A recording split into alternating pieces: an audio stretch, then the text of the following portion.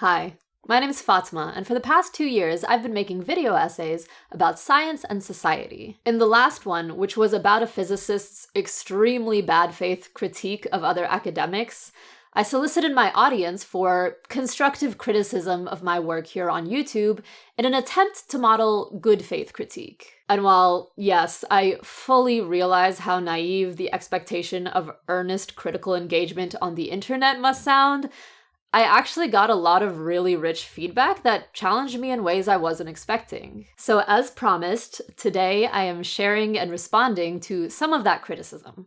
Some that I'll argue against, of course. Some that I have questions about, and some that, as difficult as it is to admit, were completely spot on. It turns out being wrong is hard, but it can also be interesting. And because I'm far too extra to just make a basic-ass responding to comments video, I figure I'd talk about that whole meta experience of trying to learn from my audience while I'm at it. So yeah, we're doing a navel-gazy retrospective with some pseudo-erudite musings on intellectual vulnerability and my delicate ego. It's gonna be a blast.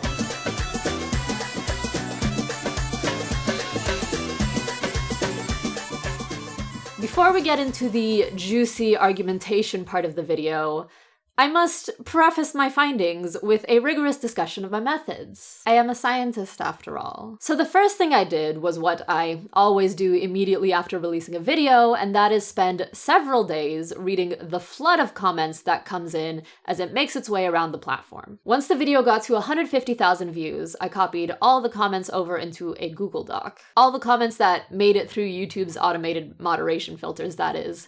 The only thing I specifically block is the word nose ring because I am deeply uninterested in hearing the opinions of men on the internet about it. I cannot tell you how much I do not care what you think. Next, I started paring down the list. The first thing to go was any comment that wasn't explicitly or obviously responding to my critique prompt. This would have been a lot easier to do if, like one user had suggested, I asked people to use a keyword in their responses, but lessons for next time, I guess. About 150 comments responded to the prompt, roughly half of which I then removed because they were like questions or suggestions and not criticisms. I know you could phrase an argument as a question. I'm not talking about that. I'm talking about people just asking me for more information or ideas about something. If you have a question for me, you can join my Patreon and ask it in office hours, where I regularly solicit and respond to viewer questions, because I did not earn 5 degrees to answer strangers' questions for free. And re-suggestions, these were on things like style or scope that aren't that helpful to me because they're largely matters of personal preference,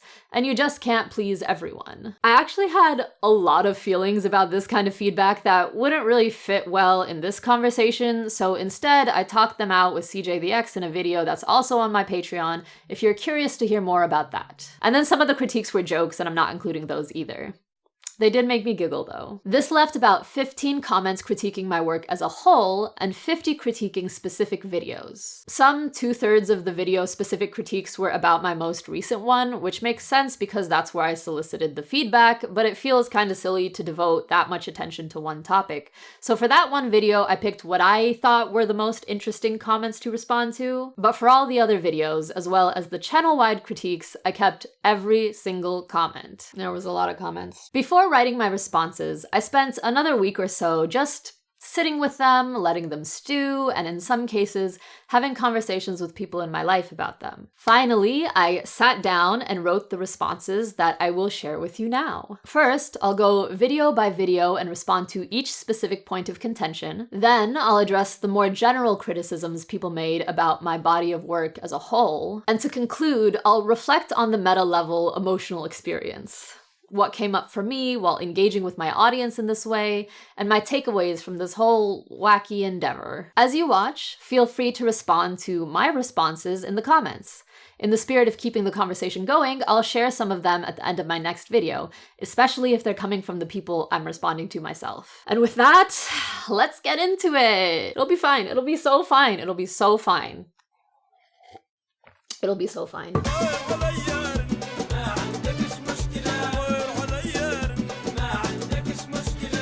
very first video. How cute. Here, I introduced the Heisenberg uncertainty principle, discussed how we interpret it, and then used some feminist philosopher of physics' interpretations as a jumping off point to discuss how physicists can conflate the supposed objectivity of their research with their ability to be objective in social matters. I will say right off the bat that in terms of research rigor and robustness of argument, I do think this is my weakest video. I literally didn't think anyone would watch it and was mostly just testing out the medium with a topic I wasn't that invested in. But it still exists, and my name is attached to it, so it is fair game. At LXRam says, basically, I think you get a lot about the early history of quantum mechanics wrong, presenting Bohr and his followers as some forgotten underdogs, even if the exact opposite happened.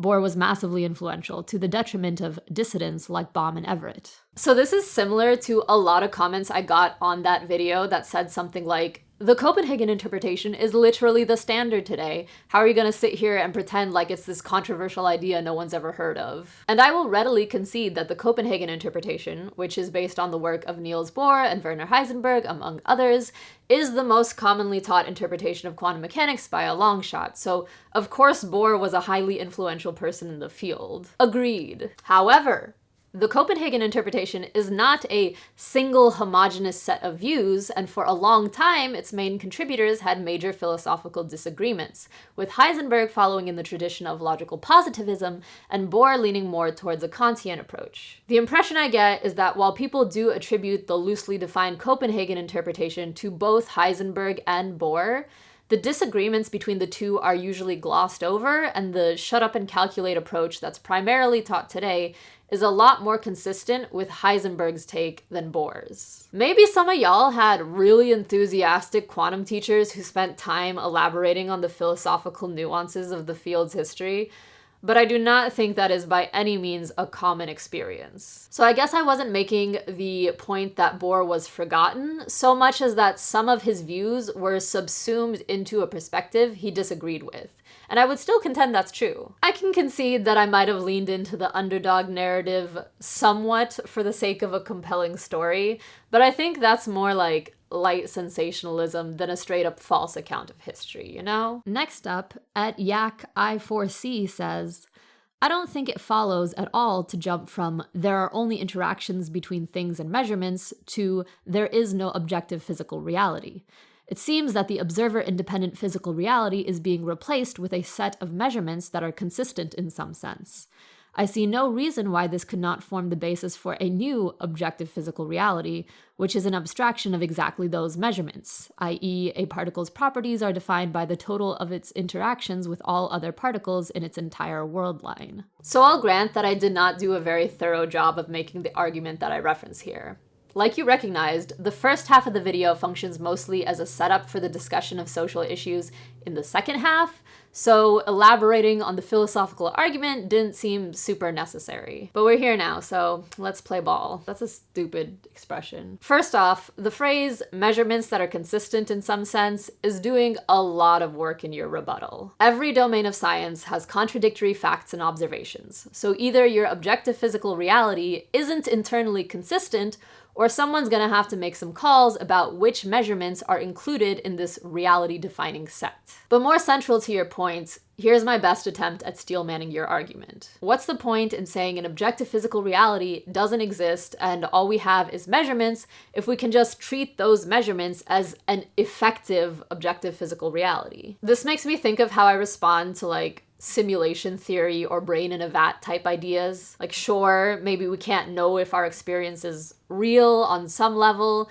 but we'd just be carrying on with our lives the same either way, so what does it matter? And while I can appreciate the simplicity of this approach in some contexts, I do think there's a pragmatic element to distinguishing between an observer-independent physical reality and a set of reality-defining interactual phenomena, and that is bringing attention to the role of the observer in our statements about reality. Like, have you heard people talk about the difference between passive and active voice in news headlines, where passive voice is often used to obfuscate who is responsible for something? Similarly, I think framing science as gaining insight into an observer-independent physical reality obfuscates all the human subjectivities involved in the act of making measurements. The instruments we use to take them, the information we use to contextualize them, even the language we use to communicate them. These elements all come together to form an observation, and different instruments, information, or language can result in a different interpretation of what has been observed. I'm really tempted to elaborate on this point, but I have a future video planned that's going to get way more into this, so I'll save the details for later and call this good for now. This video addresses several arguments against diversity efforts in STEM, some of which I disagree with and argue against, but one, that some DEI work can be performative bullshit, that I actually agree with wholeheartedly, and I use that point of agreement to propose what I think is a more productive way of thinking about diversity in STEM. We have one critique here from @LessInspiredThan, who says, "You showed a chart of the lack of representation for minority groups where the chart displayed the results by white, Black, Asian, Hispanic. When describing the results, you pointed out how much of the foundation of modern astronomy was invented by non-white people like ancient Babylonians.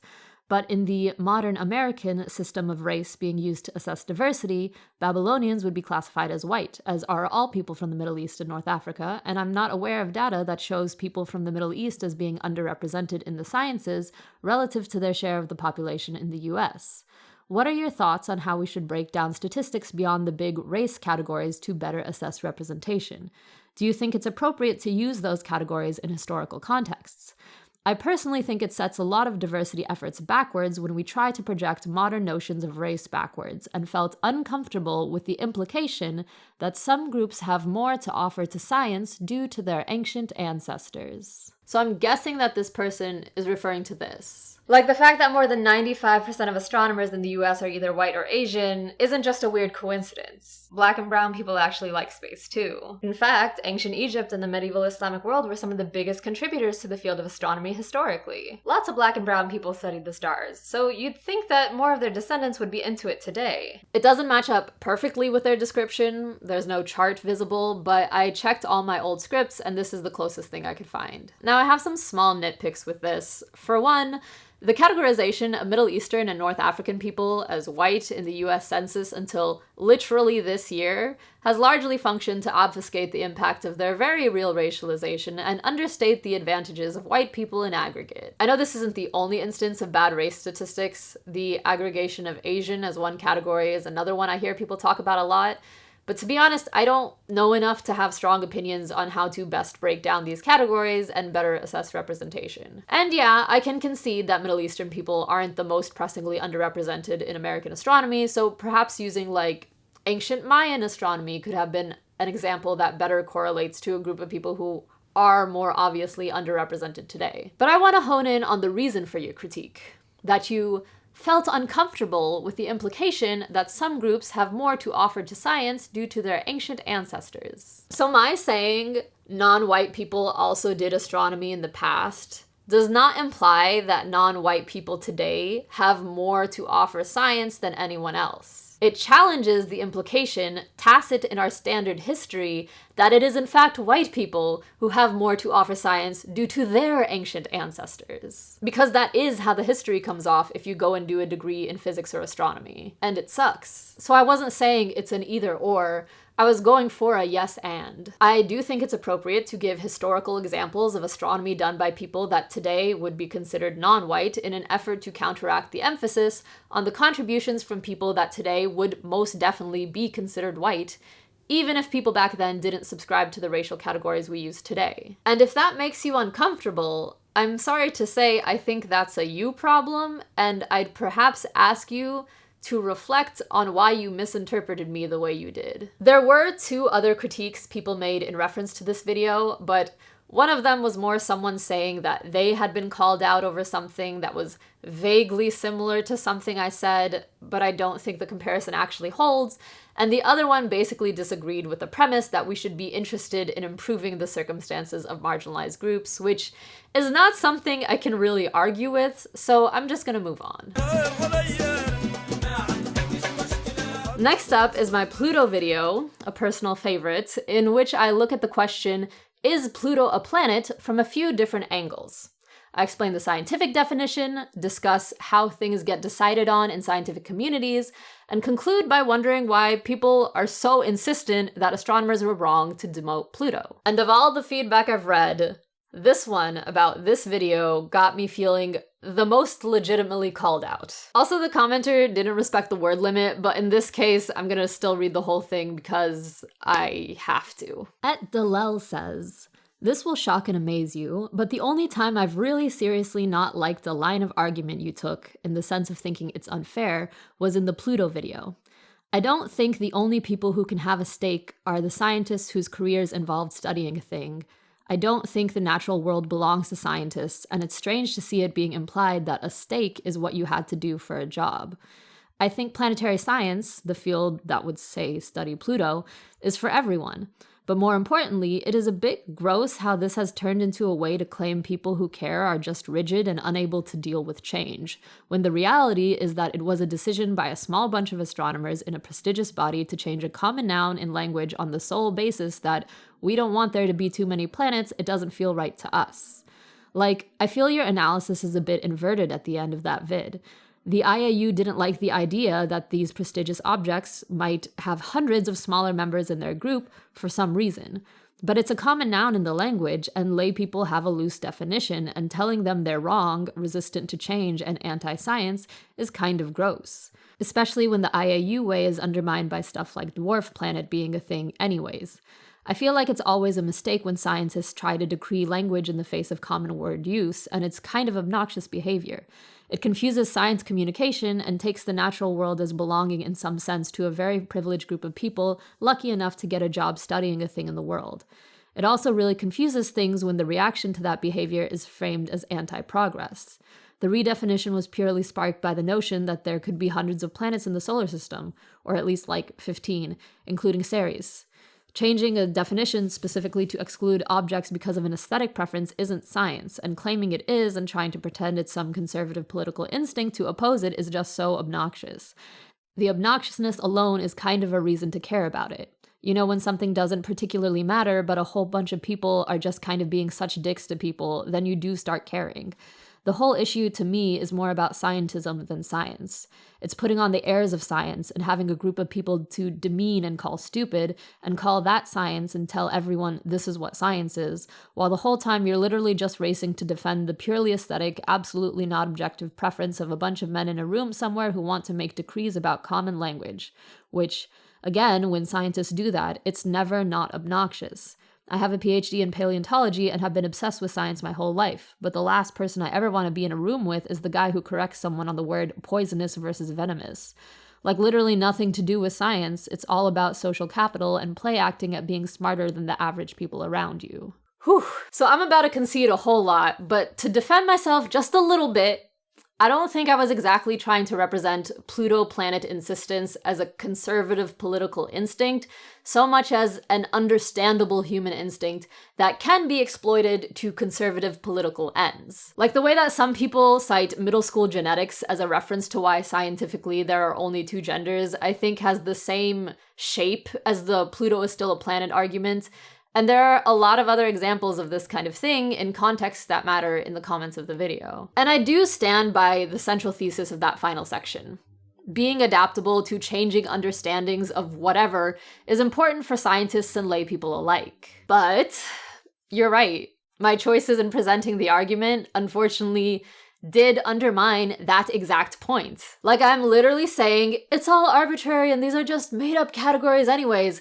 And then in the same breath going, oh, but the thing the scientists decided on is still the real truth, right? We all know that. I rewatched the entire video after reading your feedback, and after much self-cringing, I easily see how I could have written it differently, still making the same points, but not being as obnoxiously pedantic and deferential to the authority of science. The thing that's really getting to me with this one is how easily I can agree with you now, but how oblivious I was to what you called the invertedness of my analysis at the time. Funny enough, I wrote about this in my Patreon book club where we're currently reading Against Method by Paul Feyerabend, and there's this line where he says, "Just as a well-trained pet will obey his master no matter how great the confusion in which he finds himself, And no matter how urgent the need to adopt new patterns of behavior, so in the very same way, a well-trained rationalist will obey the mental image of his master.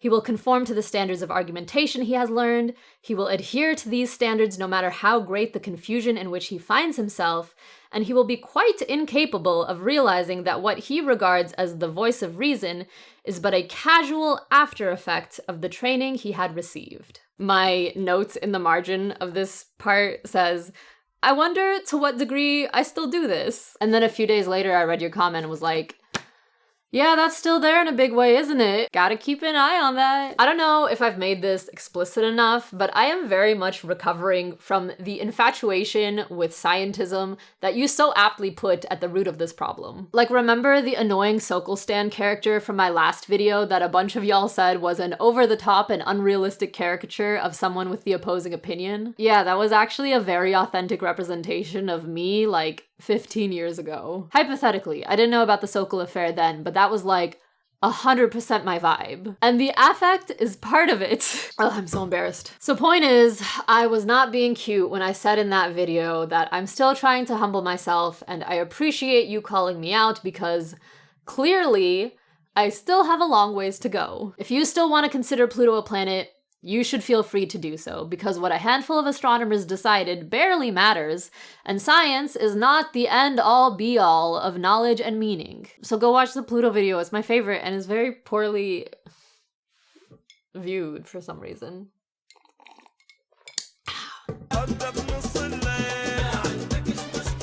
So this video was my attempt at breaking down how systems of oppression function using the case study of anti-Blackness in STEM education, and I also try to give an accessible how-to guide for people interested in contributing to whatever kind of systemic change. And the one criticism I got here was about that how-to guide.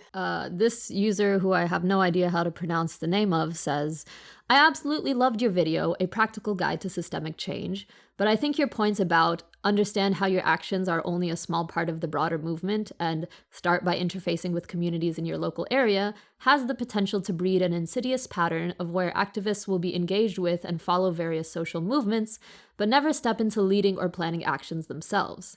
This is frustrating to me in my own work, since activists are almost always more effective when they are engaged with problems where they utilize their unique knowledge and experience. In these situations, they can't count on being able to find an existing org to plug into, and will need to take on the task of starting an organization entirely by yourself. Also, in my opinion, the only real way to get good as an organizer is to take on leadership roles in recruitment, education, and planning actions. In the process of making mistakes and continuously improving, they end up being much more useful, even when doing coalition work. I also find organizers tend to enjoy it more, since the joy of having an idea in your mind and making it real is an experience capitalism has alienated from us. I also think encouraging leadership makes a lot of tactical sense, since during big swells of energy, everyone who has been doing work in the background is instantly promoted and forced into a leadership role. Thus, planning for success is going to involve cultivating those skills ahead of time. This one's easy. I completely agree with you. My logic in not telling people to go start their own organizing projects was to avoid encouraging that kind of saviory trope of the person who just learned about an issue and decides that they're going to be the ones to go out and fix it, ignoring the already existing efforts of people around them. But I might have put too much stock in that fear, because I do think you're right. Activists of any kind would be the most effective if they're using their unique skills and knowledge. And sometimes there might not be a pre-existing org that will make good use of that. And encouraging more people to take on leadership roles in general is a very good idea. I definitely saw the big swell of energy that demands more leadership out of rank-and-file organizers you describe in the Organizing for Palestine over the last year. So thank you for pointing this out. I'm going to add the text of your comment to a pinned post on that video so people can see it. And speaking of Palestine, this video was my most ambitious by a long shot. In it, I discuss the controversy around a giant telescope that astronomers want to build on a sacred mountain in Hawaii, explain my perspective on the Israel-Palestine conflict, and then use both situations to outline how academia can perpetuate modern-day colonialism. It's a lot, but I like to think it works. Unsurprisingly, this video got the most critiques, and I'll go through them in order of emotional involvement. First up, at Hauntus Farmer 80 said, What you said that was completely off the mark was in calling astronomy itself colonial in regards to TMT and Hawaii. Every culture on Earth has an astronomy of its own. Of course, the industrialized, corporatized astronomy that TMT is a part of is toxic in many ways. That is true. But astronomy is not in and of itself colonial. The Mayans would like a word. Heck, the Mississippian culture native to Illinois would like a word. The Hawaiians themselves would like a word. The issue there was that TMT was getting a fast track while the Department of Hawaiian Homelands has been slow walking building affordable housing or making land available to the Kanaka. The part that is most angering about that to me is that many in the DHHL are themselves natives. The way Hawaii is becoming a playground for the wealthy and unaffordable by any normal person of any race is a real issue. Astronomy was just, in my honest opinion, an easy target. So, yes, I certainly agree that the general desire to study the universe is not itself colonial. Cultures all over the world have had their own versions of astronomy without alienating indigenous communities. But I genuinely don't understand how somebody could watch this whole video and think that my problem is with the study of space in the abstract, and not the very specific ways in which American academic astronomy perpetuates colonialism in the process of building telescopes in certain locations. I definitely use the word astronomy as a shorthand for astronomy in the particular context of American academic institutions, but I feel like I make that context pretty clear. In case I am totally off base and it wasn't clear, humans can and do study the stars without colonizing people. As to your point about the real issue in Hawaii being affordable housing and not the telescope, I did mention the housing crisis in Hawaii, but I focused on the telescope because this is a channel about physics and astronomy, and I like to at least somewhat stay in my lane. Perhaps it was an easy target, but alas, it's an easy target in my purview. Next, we have a critique from @itwassaucer-shaped. These names, y'all. Who said,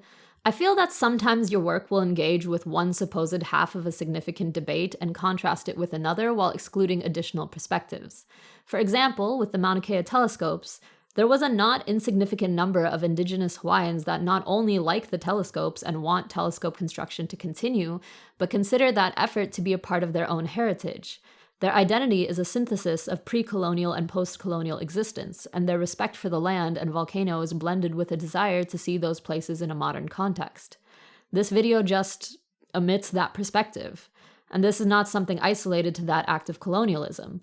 It is a complexity present in, for example, Canadian petroleum exploration and extraction, international mining operations, even in horrific conflict zones. If we're going to do decolonialism, in my honest opinion, we need to be able to at least engage with people who see their post-colonial identity as valuable. So this is the only instance of, you should have talked about X, but you didn't, that I'm responding to, and I made that exception because my original script for the video actually did have a short discussion of the Hawaiians in support of TMT perspective. Problem was, the original script was also twice as long as the final one, and this point didn't further my thesis much, so it was reduced to 2 lines about Hawaiians not being a monolith and the complicated position of native Hawaiian police officers called to arrest their own elders. I don't think it's a failure of a piece of media to not do something it could have done for the sake of scope and time, but I wanted to respond to your comment mostly so people could hear it, because I do think it's a valuable perspective that isn't acknowledged much. We do need to be able to engage with people who see their post-colonial identities as valuable, and I'd not heard of Indigenous Canadians identifying with the petroleum industry before, so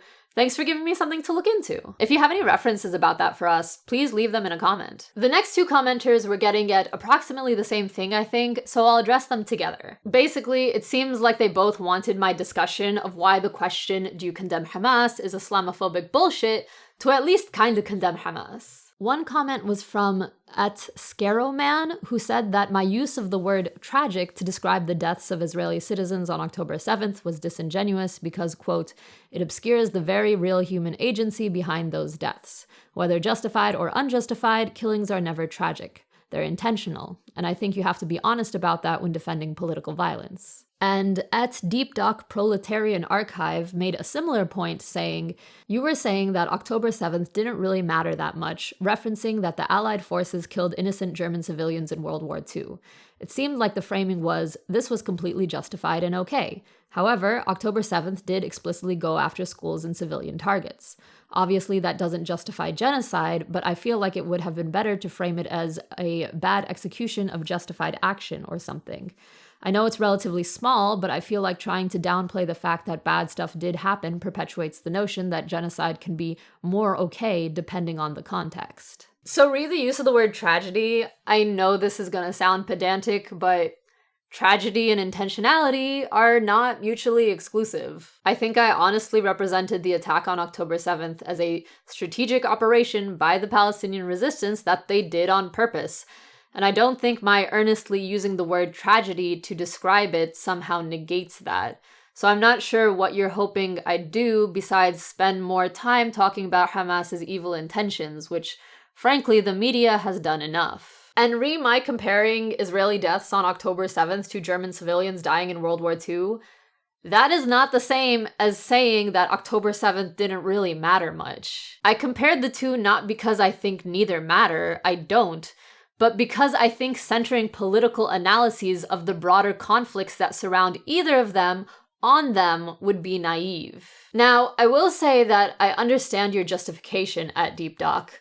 Trying to portray Palestinians as perfect victims is misguided, because opposing genocide shouldn't be contingent on the moral purity of its targets. There's a great piece by Aisha Khan on the subject, and the point is important. However, I don't think you've given me adequate evidence of downplaying unless your expectation was for me to spend time detailing the horrors of guerrilla warfare, which again, I think the media has done an adequate job of. I would not be comfortable using the bad execution of a justified action framing because I don't think it is appropriate for me to make any kind of moral or tactical judgment of Palestinian liberation fighters. Period. I won't deny the harm caused by their actions, but I am simply not in a position to say what they should or should not be doing, and I don't think anyone who's not there is either. Finally, we have a really compelling comment from 1995 Amitai, who said, "First, a disclaimer. I am a 7th generation native-born Israeli Jew. Other of my family members are from Yemen and Turkey. As far as my positions go, I oppose the state of Israel because I believe that it fails in the same way as other liberal democracies have failed, but I endorse the Zionist project out of a belief that nativity to a certain land is significant for a person.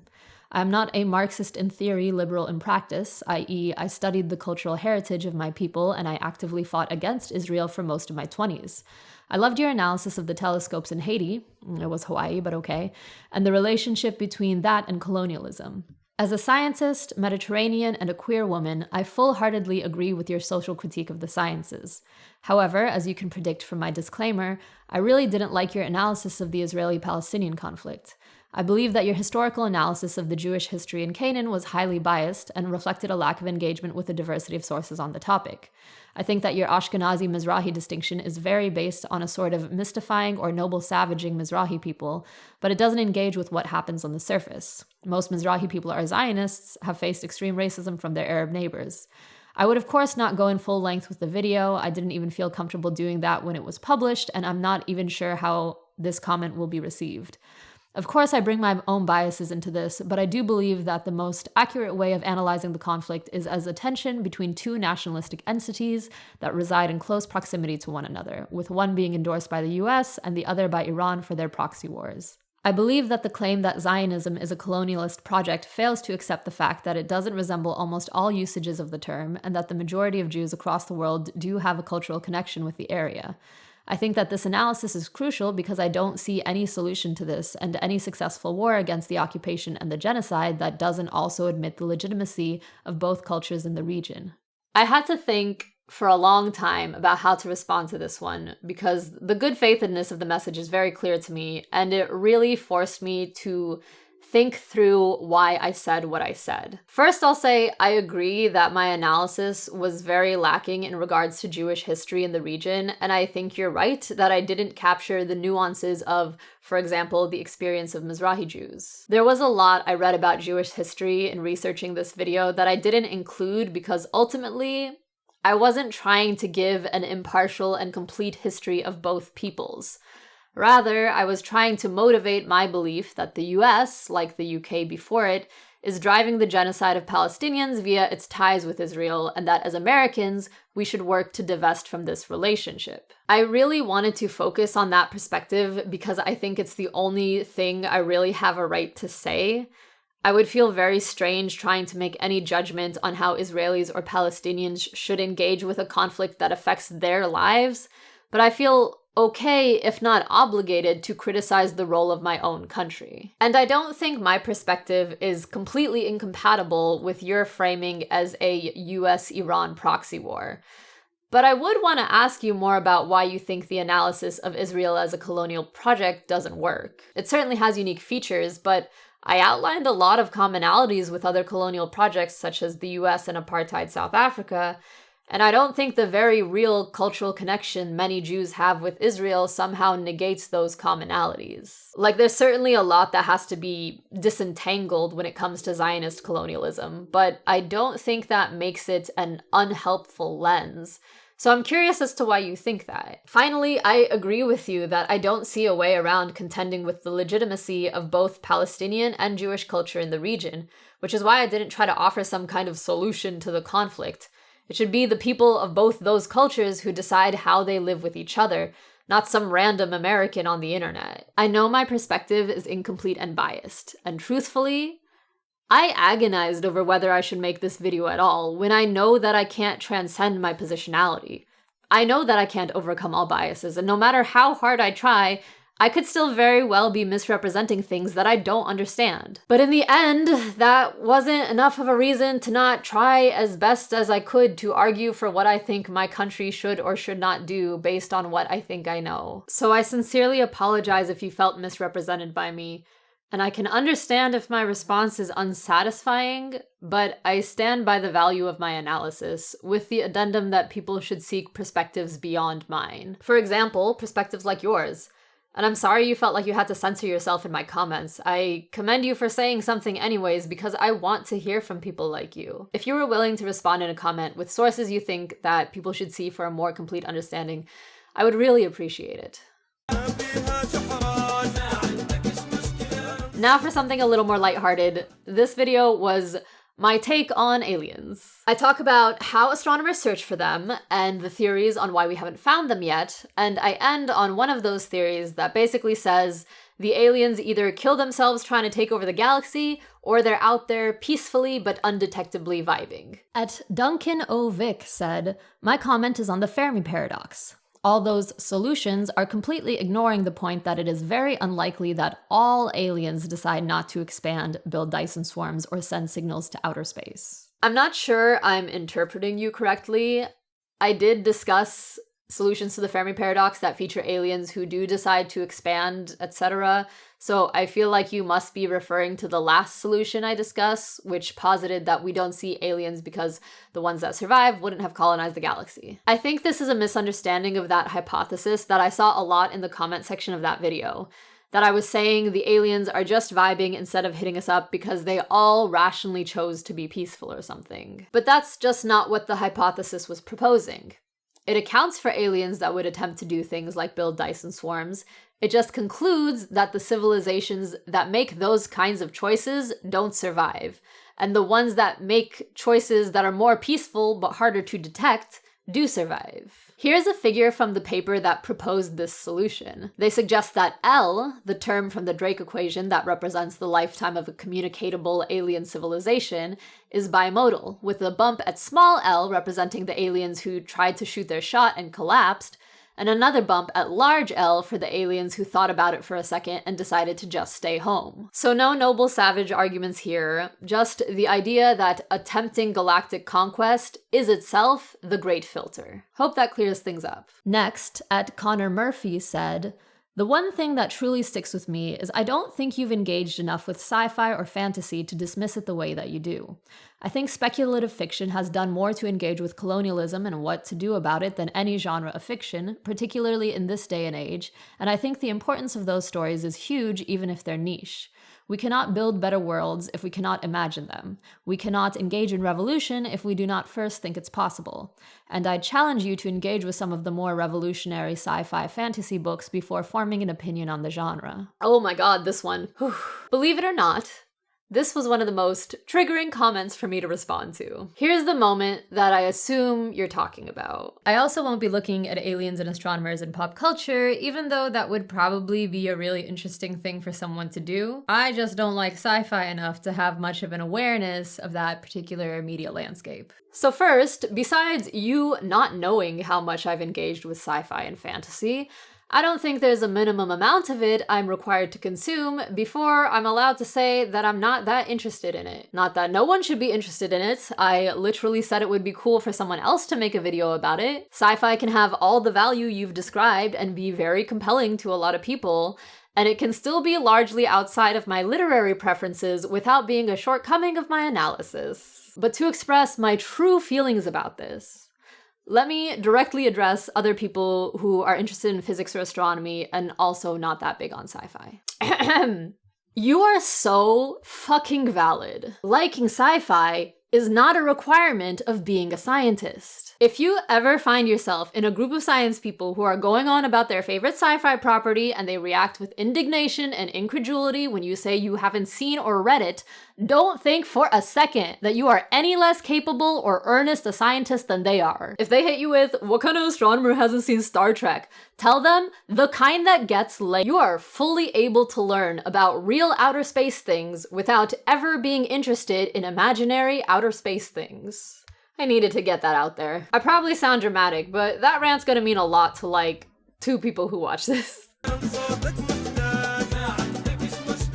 Alright, last video. The Sokal Affair video is what inspired me to do this whole feedback thing. It was about a physicist in the 90s who tried to hoax a cultural studies journal by publishing a bullshit paper with them, and then revealing that it was all a trick to prove the intellectual bankruptcy of, quote, some fashionable sectors of the American academic left, unquote. Which I think was a really shitty thing to do. A lot of the critiques I got about this video were actually just critiques of postmodernist thought in general, which I chose not to respond to because I wasn't really arguing for the value of postmodernism. The goal of the video was to debunk the common understanding of that specific event, and not to deeply engage with the philosophical works of Alan Sokal. Another thing I got several comments about was using, like, guilt by association fallacies to discredit Sokal.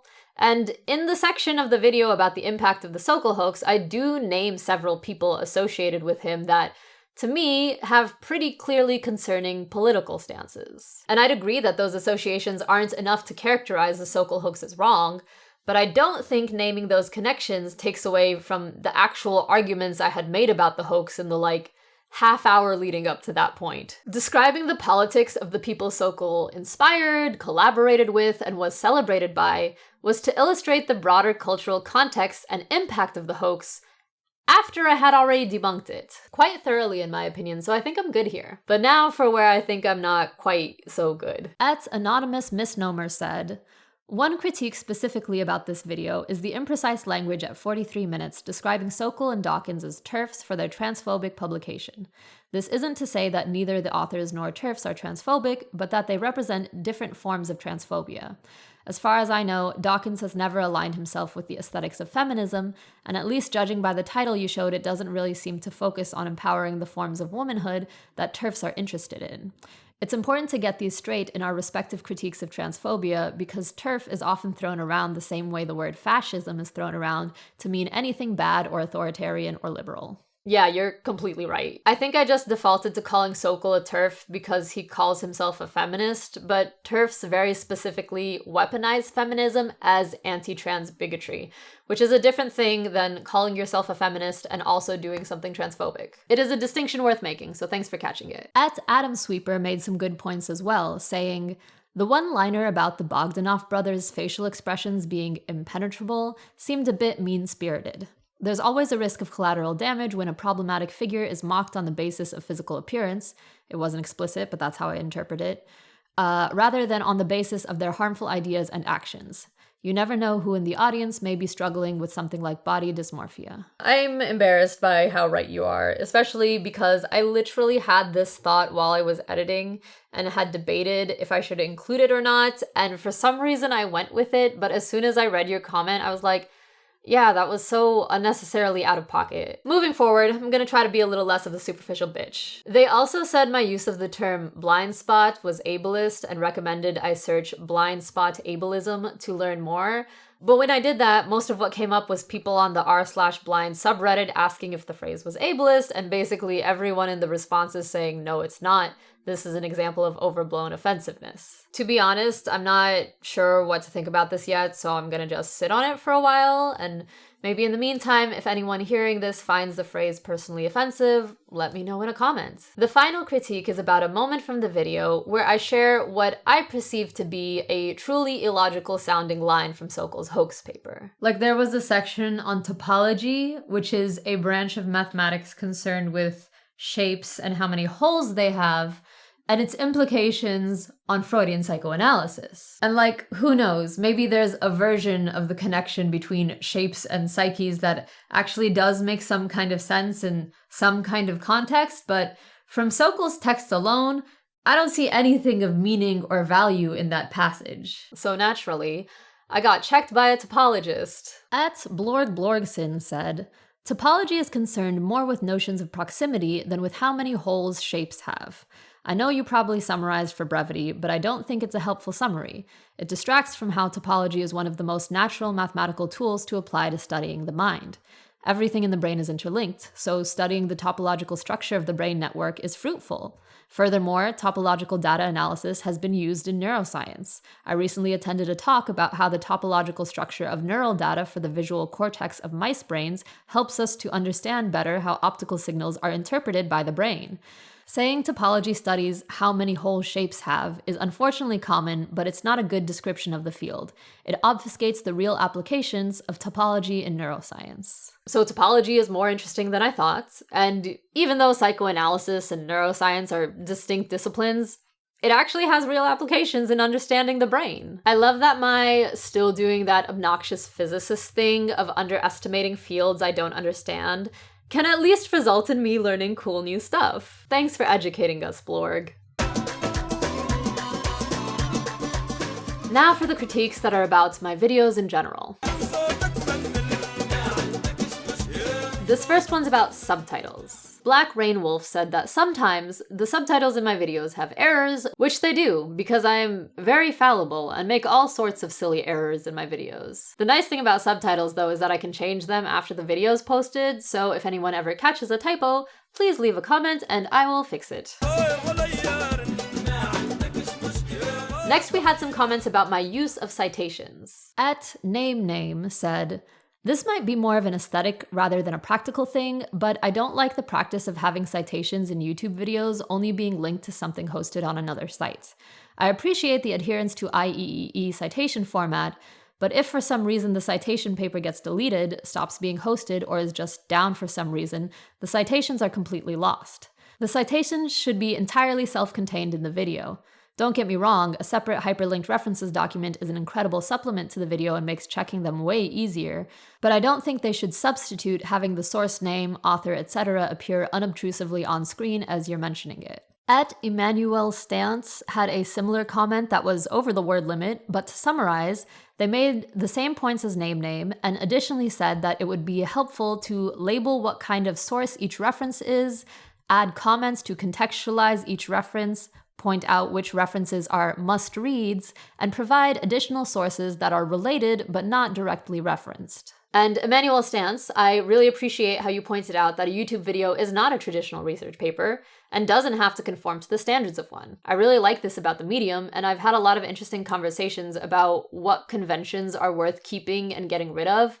It's something I still want to think about a lot. And I agree a lot with what both commenters had to say. I didn't really consider my videos ever being separated from their references documents, and you're right, it would suck for somebody to find a video with all these citations one day that they can't access. So I'm not exactly sure how I'm gonna do it yet, but I will figure out a way to incorporate the full references in the video by the next one. I also think you're right that it would be helpful to describe what kind of source each reference is. I've actually done this for maybe one video, but it's a worthwhile idea, and I'm going to start doing it consistently. However, while I can see how Emmanuel Stantz's suggestions of giving some additional comments in the references or curating things like additional reading lists could be really nice for the viewer, that's more work than I'm willing to do. I think my references as they are do enough of a job of making my work verifiable, and that is the point of including them for me. If you want additional curation or information from me, Go join the Patreon and pay me for it. But thanks for the feedback. It's given me a lot to think about, and hopefully you'll see some changes soon. And to @AzaleaWater, who pointed out my frequent use of Wikipedia, even though it's not a proper academic source. Wikipedia is actually a pretty reliable source for baseline knowledge about a lot of things, and I'm comfortable using it when I'm citing something uncontroversial, but I still want to give people a way to verify what I'm saying and read more if they want. This next one's kind of funny. A couple people had some words to say about how I don't use equations on my channel. @RussianBot said, I think that you may be underestimating the willingness of your audience's openness to equations and numbers, so long as they are explained correctly. Obviously, this will not be relevant all the time, but sometimes it may help to understand a concept, surely. That is most physics, after all. Those of us who do not wish to engage with the equation can surely ignore it for whatever they are here for, but if you ever feel like the numbers and calcs are needed and can explain them, then I think not having it could do more hindering than avoiding it, just because equations conjure up bad classroom experience. And @Mikhail Bartocci felt similarly, saying, while I appreciate your commitment to not showing equations in your videos, it might be worth reconsidering that from time to time so us math girlies can eat. So the moments I think they're referencing are this one from my Gravity is a Social Construct video. Now I'm not going to get into the mathematics here, mostly because I refuse to ever show an equation on this channel on principle. And this one from the Aliens video. I try not to use equations to explain things on this channel because people don't like that, and that's valid. The gag is, I said that line right before introducing an equation. So clearly I'm willing to use math if I think it would actually add something to a discussion, but so far I have not felt that to be necessary on any other occasion. Truth is, I don't only avoid equations because they conjure up bad classroom experiences for some people. That's certainly part of it, but it's not the only reason. I actually think equations are generally unnecessary for most science talks. Like back when I was still doing astro research, I also would make a point of not using equations in my presentations because nobody cares about seeing the equations. At least for observational and experimental work, I've never seen a good science talk that leaned heavily on showing math. And in fact, the slides of equations are where people usually lose their audience's attention. People want clear explanations and easy to understand visuals, and 90% of the time you'll get your point across without any math. And not to toot my own horn too much, but I was kind of known for giving phenomenal presentations in grad school, so if that rule did me well in roomfuls of scientists, I still trust it with this more general audience. So my deepest condolences to all the math girlies out there. I know you gotta eat, but for the most part, I'm not gonna be the one to feed y'all. Alright, this next one's been a long time coming. @Edwin Agnew said, one criticism I have is the over-reliance on the caricature of the objective reality science bro and the subsequent gendering of bad scientific practice. I appreciate that moments like 28 are a joke, but it perpetuates a negative stereotype and sometimes seems to reinforce the idea that science/physics/logic is an inherently male thing. My own take is that the way we teach/promote/value science can turn some people into hubristic assholes, and this has mostly applied to men because women have historically been excluded from science, as opposed to there being some innately male disposition for arrogance. There was also a much longer comment from @Mr. Zafner, who did not respect the word limit, but the gist was that he finds the jokes I sometimes make about men and/or white people alienating, and it sucks to feel like the villain in progressive spaces where these kinds of comments are common. As an example of what they're referring to, in the last video, I was describing an annoying trope among physicists using the pronoun he in my description, and then I emphasized that I used he on purpose. Get it? 'Cause men be doing that all the time. So I don't know if this is the most effective way to approach this, but here goes. In my personal life, I have white people and men who I'm very close to, believe it or not, and I often make similar little digs about white people and men around them. And they don't take it personally because they know that I know that they're not the kind of person that I'm referring to. And so instead of feeling attacked, they feel in on the joke. I actually asked my token white guy best friend what he thought of these comments, and he basically said that when I make jokes like that, they don't bother him because he doesn't identify with the stereotype. He can recognize trends in social phenomena and separate himself from them. And I think I get that experience.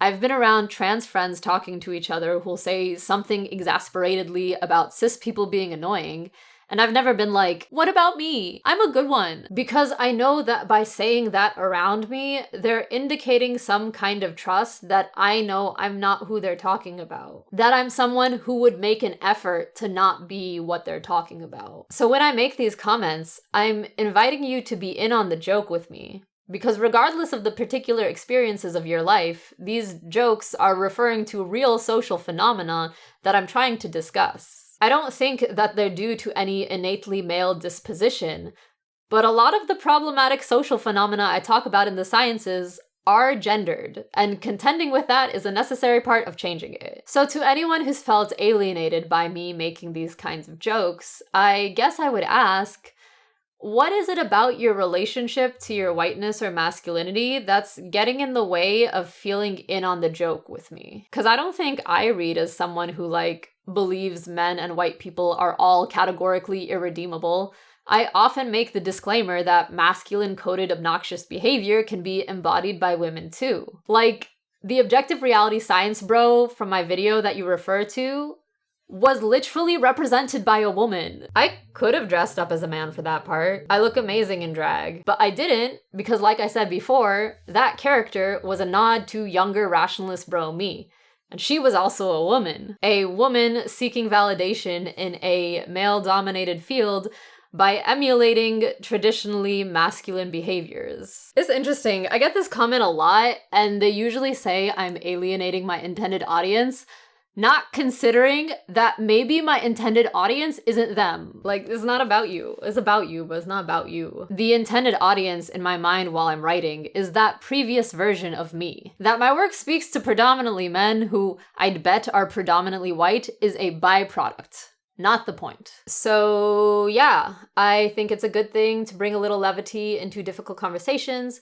And if anyone finds themselves activated by my humorously pointing out that some annoying things are also gendered, then maybe take a moment to reflect on why it felt like a personal attack. I worry I'm coming off a little too harsh here, but I don't know. Someone's gotta give men on the internet some tough love. Finally, there were several commenters who said some variation of "my channel has a bias." Some of them weren't particularly enlightening, like @Pangolin saying that I have an ideological problem and not elaborating on that except to say that it's sad because I'm beautiful. But @Carol Pletstrike was a bit more thoughtful, saying, "It's quite clear to me you have an American college leftist bias.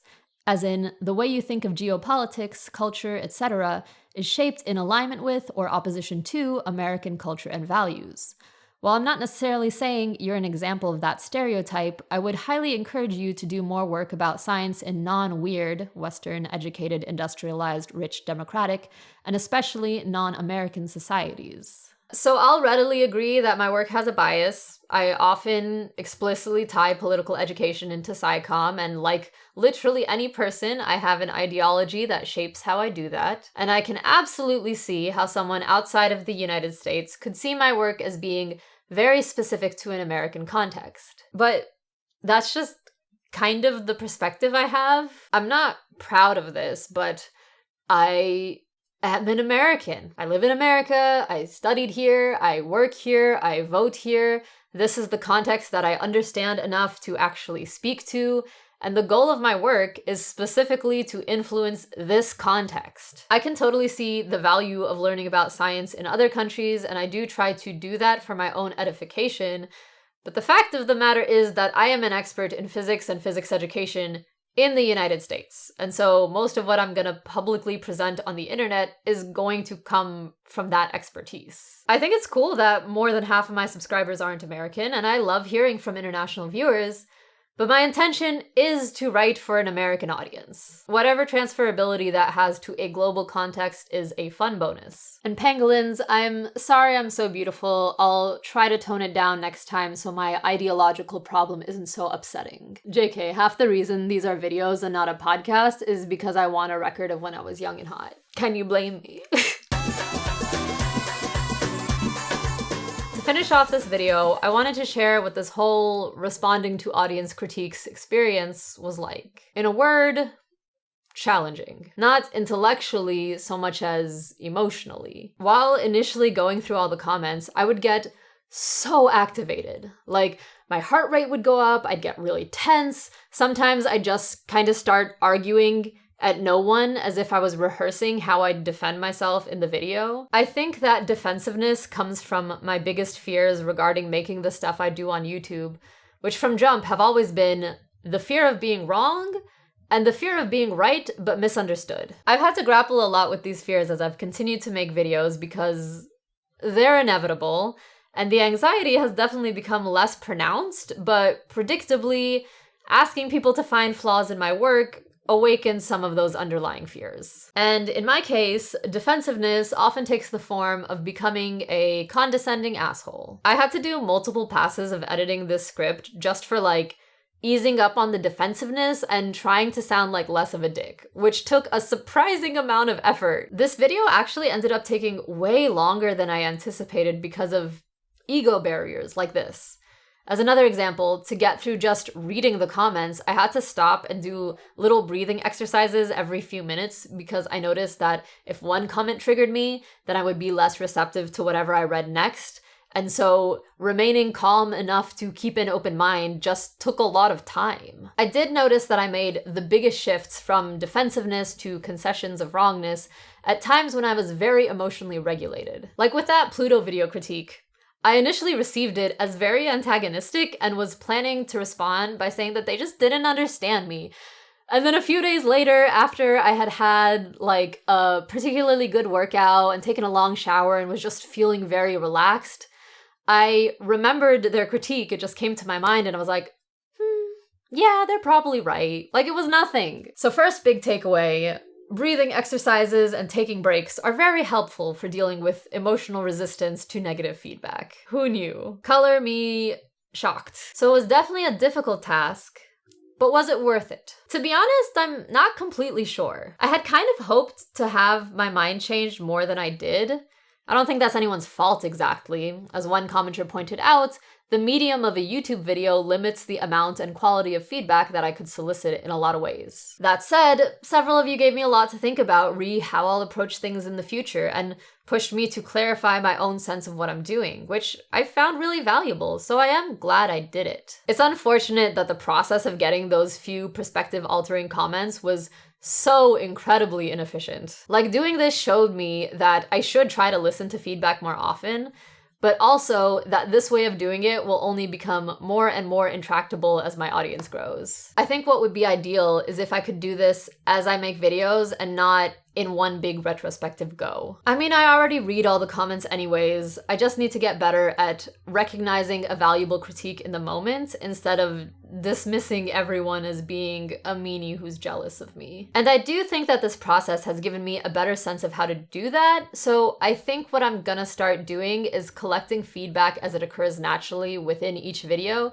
and saving it all somewhere to review periodically. I need to interrupt this and say I'm actually really grateful to have a fantastic comment section for the most part. I realized while editing this, it sounds like I don't think that's the case, but honestly, so many of y'all leave the most thoughtful and interesting comments, and I legitimately learn a ton from them. I'm quite proud of the quality of most of the discourse my videos generate, so thanks for being a part of that. And perhaps I'll do another video like this at some point. Not promising anything, but either way, it wouldn't be for a good long while because as it turns out, I would rather think about other people's ideas than the things I said 2 years ago. So I'll see you next time with some new exciting perspective on how science is more human than you think. And until then, I hope I've inspired you to be a little more receptive to feedback from people in your own life. It can be a bitch, but I think it's worth it.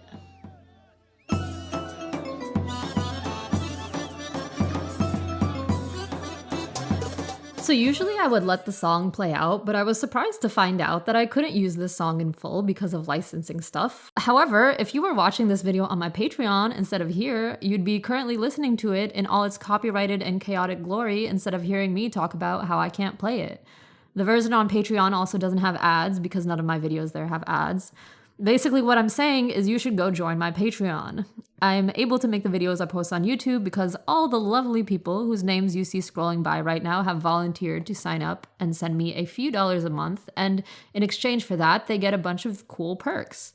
Besides the ad-free cuts of my videos, patrons get exclusive access to podcast-style interviews I conduct from time to time and get to participate in some pseudo-classroom-type activities I run. The first one is office hours, where every few months I ask all the patrons for questions and then record a casual video of me answering every single one of them. And the more recent addition is the book club. So far, we've read 3 books with topics ranging from decolonization in academia to the philosophy of physics, and our discussions consist of weekly written posts with comment thread conversations, and at least one live writing session where we all get together on the same Google Doc at the same time and write questions and thoughts for each other, kind of like a slowed down but still in real time conversation.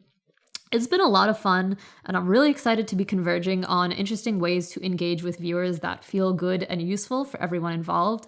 So if any of that sounds interesting to you, consider checking out the Patreon. If none of that sounds interesting to you, you could still join because supporting me would still be cool, but do what you gotta do, make your own decisions. I won't fault anyone for not. I think that is all I have to say here, so enjoy the aesthetics of my end credits in silence, and hopefully next time I won't fuck up the soundtrack. Okay, bye! Do, do, do, do, do.